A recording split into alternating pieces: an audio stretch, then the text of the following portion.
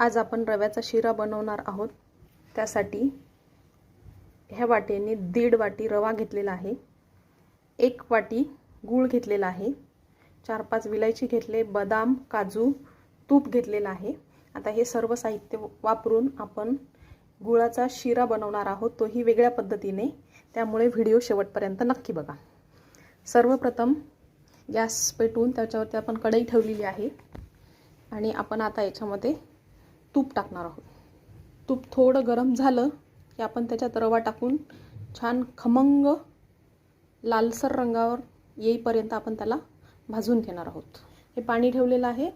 आता याच्यामध्ये आपण हा गूळ टाकून घेणार आहोत आणि गूळ वितळवून घेणार आहोत, म्हणजे दोन्ही प्रोसेस ॲट अ टाइम आपल्या चालूला। तुम्ही बघू शकता आपण इकडे रवा भाजत आहोत आणि इकडे गूळ वितळवायला ठेवलेला आहे। आणि हे करत असतानाच सोबत आता आपण हे बदाम, काजू चाकूनी बारीक कट करून घेणार आहोत आणि ही विलायची आहे ही आपण बारीक पावडर करून घेणार आहोत। तुम्ही बघू शकता पांढरे शुभ्र रव्याचा कलर बदललेला आहे, बदामी रंगापर्यंत लालसर असा आपण रवा भाजून घेतलेला आहे।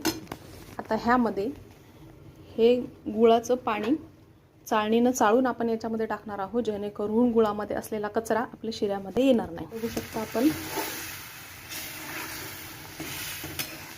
हे पूर्ण पाणी या रव्यामध्ये टाकलेलं आहे। आता आपण याला शिजू देणार आहोत। थोडं 5 मिनिट याच्यावर आपण झाकण ठेवूया।